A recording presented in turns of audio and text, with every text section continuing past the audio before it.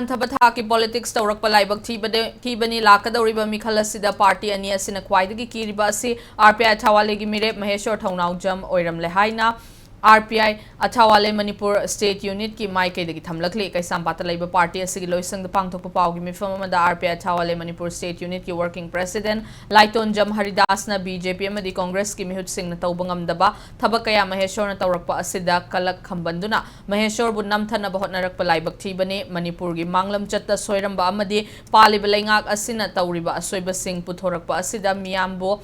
Thamainaba Maheshwar gi maramda aranbu wafam kaya sandorakpa amadi chejai chairakliba sing asi kaidongaida mai pakloi haiki tha taramathoi helaklaba irang asida Congress amadi BJP gi MLA minister amadi MP sing kari tawbangam khibage haiba wafam thamladuna irang manungda khangsin usinadana leithoktuna laklaga mikhal naksilaklaba matam asida miyambu pangthanaba hotnarakpa yaningde Congress ki luchingba ex chief minister oibo bina fawba Maheshwar bu hunduna nganglakpa asina takpadi BJP amadi Congress na Maheshwar bu kire haiba takpani haike